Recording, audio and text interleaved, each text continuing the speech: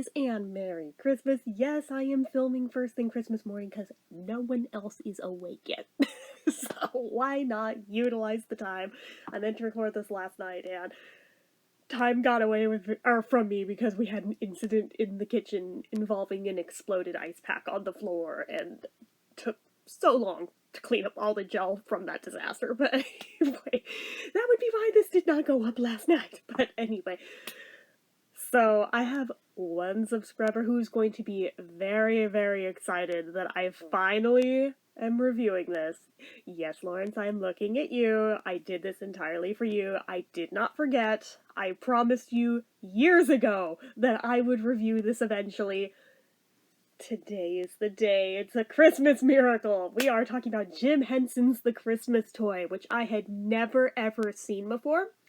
And up until he recommended this, I don't think I'd even ever heard of it.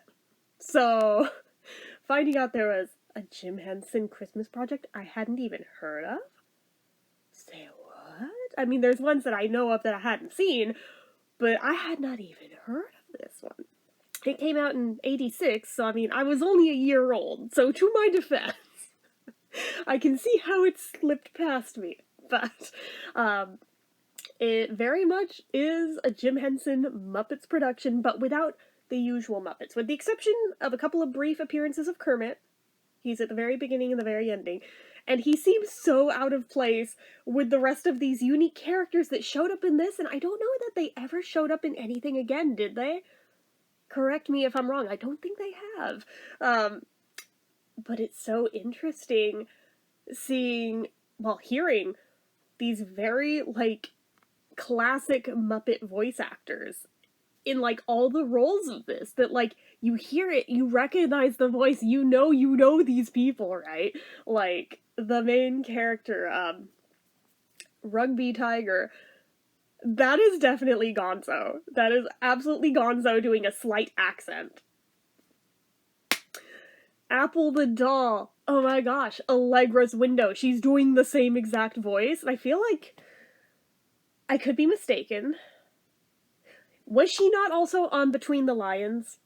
I feel like she was. I did not IMDb this. I probably should have, but I am, almost positive that is also the same voice there.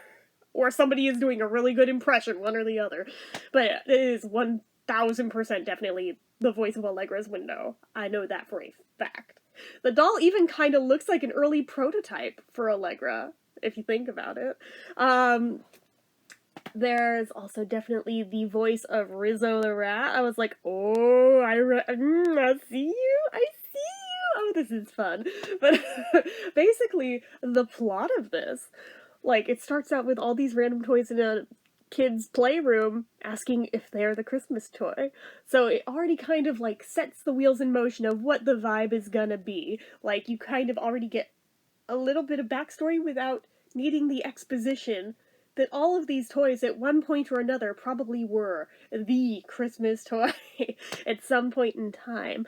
But our main character of Rugby Tiger was last year's Christmas toy that was the big present, was the one that was most loved, most excited for and everything, and the little girl who owns him just absolutely adores him to the moon and back.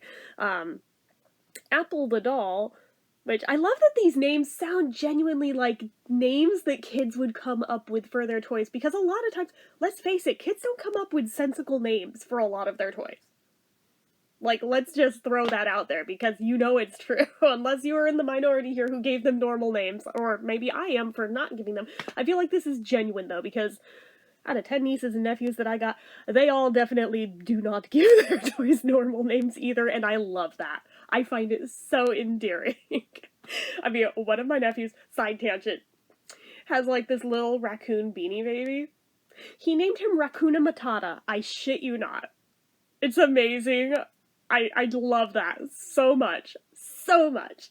But anyway, but yeah, it's stuff like that where it's just who knows where kids come up with the names, but the fact that they do is just chef's kiss. But anyway, so Rugby Tiger was the big gift last year. Apple was the gift before that, the year before that. So she's already seen how this plays out. She already knows. But Rugby does not have the same personality type. No. He wants to maintain his place as number one in the playroom and in this kid's heart and everything. And finding out that, wait, there's presents under the tree. She could just open me again from that big sparkly box right there, because this is not what I remember. I'm on the wrong side of this box. I need to be in there. And there's like a whole battle between, no, like, it's not your turn. You already had your moment. It's someone else's turn. She still loves and plays with you, but it's another toy's turn now. Another element that adds suspense to the whole thing.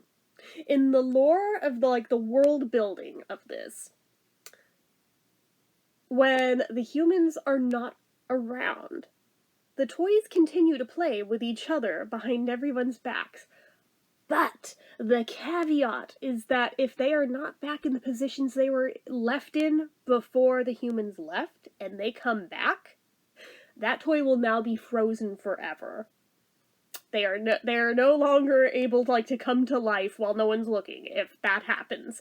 So this is insta-death for them. And all of them dread it and avoid it like the plague. It adds a whole level of suspense to this that we did not know was going to be a thing going in, but I kind of love that it is a thing. Because there's all too many little kid movies that yeah, the toys come to life and no one's looking, but there's no repercussions for the fact that I definitely left you right here, and yet I come back and you're in another room, what? Nobody questions it? Yeah, this one has a contingency plan for that. If you do that, and you get found out, you die, basically. They don't call it dying, but the way that it all plays out, it is the equivalent to the death of a toy. But we're not just talking kids' toys here, we also have cat toys! There is a cat toy named Mew, and I love that as well, it's like a little catnip mouse, and his name is Mew. I don't know why I love that as much as I do, but I totally do. And there's this kind of ongoing rivalry between Rugby and Mew of what's better, a human's toy or a cat toy, and they blame shortcomings on, well, you're just a cat toy, you're just a human toy. Yeah, it kind of makes for interesting world building, and again, I love that. This is so unique in the way they go about it, I love it. The humans are actually played by humans. The cat is an actual real-life cat, not an animatronic or a Muppet or anything. It is an actual cat that, cruises around. And this is true of if the cat should walk in and see the toys out of position. That becomes important later, because Mew will die. Yes, because the cat. Or actually, I forget if it was the mom or if it was the cat, but the danger is just as real if the cat should see. So, yeah, just ups the stakes that much more because it's already, nerve-wracking enough of the humans, but we also have an unpredictable cat as well. What the shit? So, there's all of that going on, and, obviously, while Rugby is downstairs trying to, become the Christmas gift a second year running, and Apple is down there, and Mew is down there, and they're trying to talk him out of this, get him back in that playroom, because this is not worth giving up your life for. And it basically goes on till morning, and they also have to get the new gift back in that box, because they kind of accidentally let her out, and she's kind of an action figure who is, hell-bent on world domination and doesn't realize she's a toy. It's total, Buzz Lightyear mentality, except also with, a megalomaniac kind of thing going on.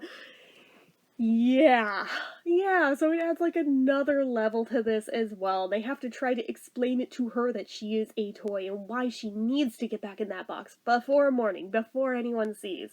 And of course, she just, wants to fight everything and everyone, and she's knocking things down, she's making noise, she's waking up the humans. So they're, trying to come up with anything to, stall and buy time to, get her back in the box. Yeah. And most of them make it back to the playroom. Except for poor little Mew, who ends up deaded. And Rugby feels horrible about it. It's like, I don't care if Mew's dead. There's things I still need to say to Mew that I never got to say.